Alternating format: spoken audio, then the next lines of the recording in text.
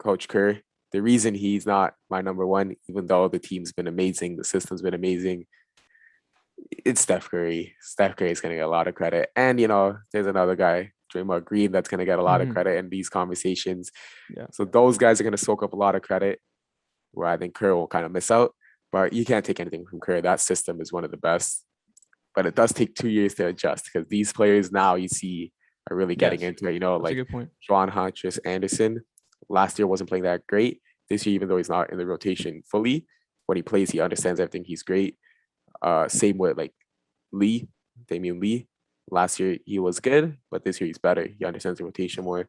Same with Andrew Wiggins, understands it more. Hopefully Wiseman, when he returns, now that he has a year, can play good and understand it more too. But yeah, this Warriors teams is definitely a contender when Klay returns. Yeah. Steph is the MVP betting favorite right now, and as he should be. And You're right.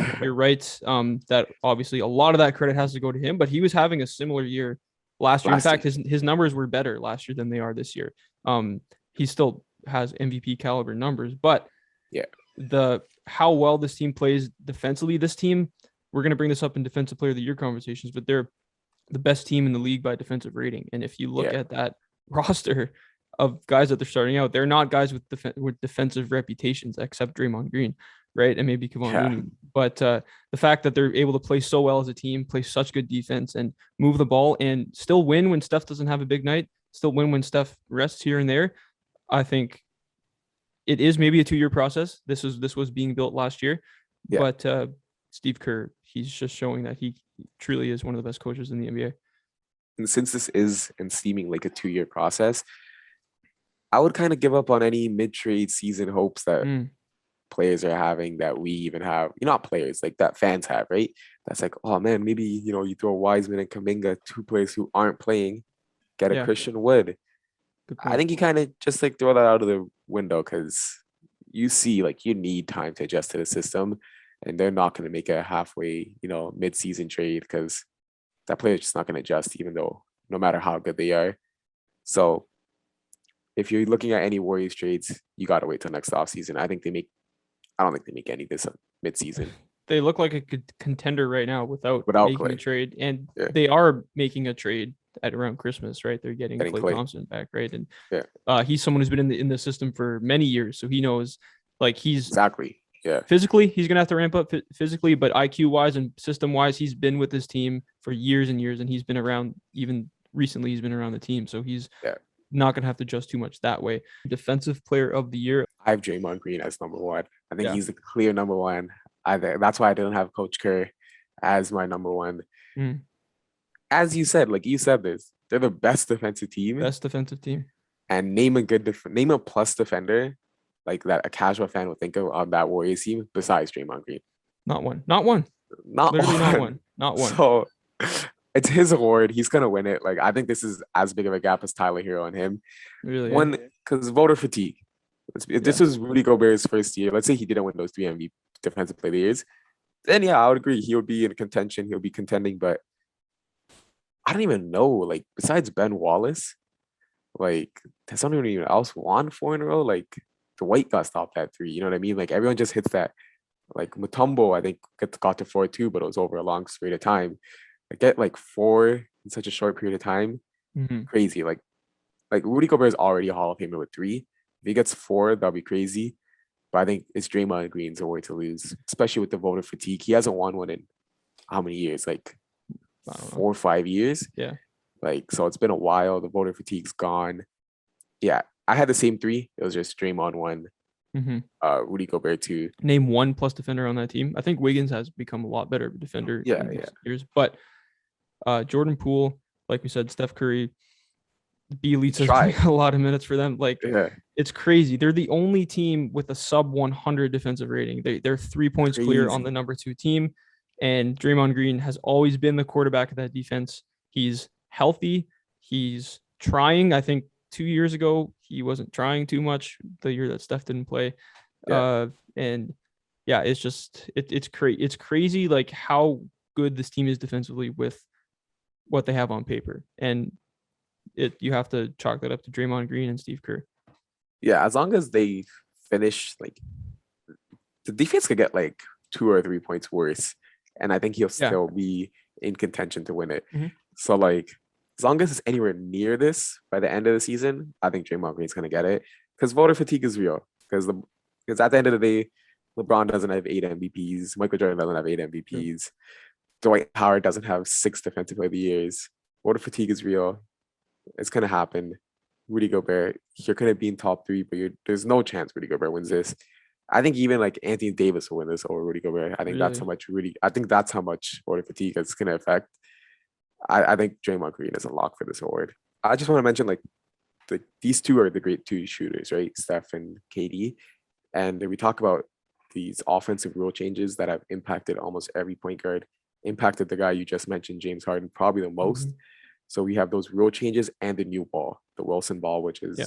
affecting players shooting. Duncan Robinson and stuff are just getting adjusted to it. All these good shooters, and they're shooting. You can see their percentages got kind of like it was down, down, down, and then we got adjusted to it, and it's just like skyrocketing back up to what it was. But yeah, with the rule Doesn't affect changes, KD. rule changes and the ball change just did not affect Steph or KD. Like these guys were that good, and honestly, it's gonna be whoever has the better record probably because both their stats are ridiculous. So whoever has the better record out of Steph and KD, I think Steph has like a 3 game margin. Like if he's within 3 games of the Nets, Mm. because like he obviously has less help, right? Yeah. If he's within the 3 games of the Nets, I think Steph gets it. But whoever has the better record is gonna get it between these guys. Because as you mentioned, we know what these guys do. Yeah. Best shooter of all time, best scorer of all time, best shooting 7-footer of all time. Like we know what they do. Yeah, man, we know what they do. They're just that good. With LeBron, it's kind of like those are like the big three of the current generation. LeBron's been hurt. These two are still MVP candidates. It's going to be fun to watch. Curry's averaging a ridiculous amount of points right now. I think he's leading the league. He's leading the league in scoring, 29.5. Scoring. And his stats are a little bit down from last year too, which is just kind of goes under the radar how good he was last year. But yeah. Stats are down very minimal though. That's what's to point out. Like, I don't think anyone else, any other point guard, like we see Dame Lillard, just like horrible with this new ball and this new rules. James Harden, another point guard, just struggling to adjust. Trae Young becoming way better, way more passing, way more pass first. Yeah. But Steph Curry is just like, a couple threes aren't going in, a couple things not going in.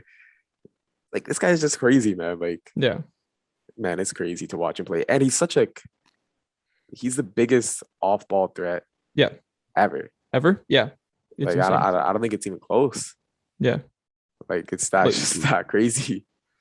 No one ever talks about that, how good he is off the ball. Like you watch him, most of his damage is being done, not most, but like a lot of his damage is being done off the ball. And maybe it just goes down to this team being built over the last 2 years, but they play so well and together, he's like, they're able to, like, Steph, when he doesn't play or if he's not playing well, they're able to make up for it. And they're able to fully take advantage now of his off-ball capabilities. Because last year, I think in our MVP, in this episode we did at the end of last year, I broke down the stats and he was shooting way, way more on the ball than he ever has, right? His stats on the ball, he was taking harder shots because he had to, right? He's playing by himself. He's not playing by himself this year. He's still putting up pretty much the same numbers, but he's able to get back to the stuff from those Warriors days when they were winning championships, playing off the ball, because he actually has competent teammates now. Now that doesn't look like that on paper. We didn't think this team was going to be winning too many games, and we were wrong. And like you said, that goes down to Draymond, that goes down to Steve Kerr, but most of the credit has to go to Steph Curry because he's bringing the most out of all the players on this team. And there's a lot of pessimists about the Klay Thompson return, saying, "Oh man, it's been 2 years. He won't be anywhere near the same player." This is what you all have to know. Klay Thompson will be a plus defender. Yeah. Even if it's barely, he still will be a plus defender because he was an amazing defender when he was playing. So even if he regresses massively, he'll be a plus defender. 2, he'll shoot 40% from 3. Like I think he'll just wake up and shoot 40% from 3. Like that's how good he is. And 3, no one will ever double off Klay. Like that just doesn't happen. People will double off Jordan Poole. And he'll make him pay some games. He has that, that 30-point game. He's averaging a solid like 17 this year. So people will double off Jordan Poole and that'll cause them games, cause the Warriors to win games. People aren't doubling off Klay Thompson. Like it just doesn't happen, right? No. So Steph Curry's gonna have even bigger games. It's gonna have even more monster games because now people aren't doubling off Poole. Poole's moving to the bench. So now you have another 15 potential sixth man of the year. You know, that 3 spot Yeah. that we were saying Yeah. that was Good gonna point. open up. Good point. Poole's gonna be that 3 spot, and he's gonna contend like with Tyler Hero for that sixth man of the year. And this team is definitely gonna shoot up, and we're gonna see some historic Steph Curry performances in the second half of the season. That's really gonna make this one of the best seasons to watch, man. I can't wait till Klay returns. Yeah. I know Klay can't wait till he returns too. Hopefully he comes Christmas. That's the goal. He's trying to return even quicker, but hopefully he comes Christmas because that Christmas game is going to be amazing to watch. Oh yeah. It seems like every year we're like, this is the most fun Steph Curry year ever. It's like, oh no, now this one is the most fun Steph Curry year. And I was like, no, this one actually is now. And preseason we were like, this Warriors team is going to be kind of fun, whatever. Steph is going to be going off, but like everything depends on that Klay return. How good is he? Is he 80? Is he 80%? Is he 90%? Everything depends on that. Now it's the complete opposite. This team is awesome. Best defensive team. Steph's putting up an MVP year. If Klay can just come back and be a plus defender, which he will be, because we know he will be. If he takes a 35% step back defensively, he's still an above average plus NBA defender. Yeah. And even if he's not as quick as he was off the ball, like running off screens as he was in his prime, if he's just able to knock down a 3 and shoot 40%, which he will be, that's because that's what he does and that's what he's been working on his whole time. Exactly, his whole life. If he can just do that and be, I don't know what's a good comp. We say Danny Green, but Danny Green's not that good anymore. Like if he can just be, I don't even know. He like he could be like a old Ray Allen, like like the Ray Allen on the Celtics, kind of like that. Like that reduced role, because he's not going to be the all NBA level defender, one of the greatest defenders in the league like he was before. But man, this guy, he's just going to be so, his attention, like his ability to draw attention is going to be undefeated. Like no one's ever going to double off Klay. Like that just doesn't happen. Like that means Wiggins is going to get more open points. That means Looney's going to get more open points. That means Draymond's going to get more open points. You know what I mean? Wiseman, that means, when he comes back. Yeah, Curry's going to get less. Man, he's just going to impact the game so much. When you add another 40% shooter, like, that's what happens, man. Like, it's always good to add more 40% shooters. Yeah. Yeah, exactly. This podcast was very Warriors themed, and rightfully so, because they're kind of just best team in the league. They're the best team in the league, and they're getting a lot of really, really unexpected performances. Thanks for watching. Subscribe here so you never miss the best clips from Stretch the Floor. Hit the links in the description below to find us on all podcast platforms, and follow us on Instagram.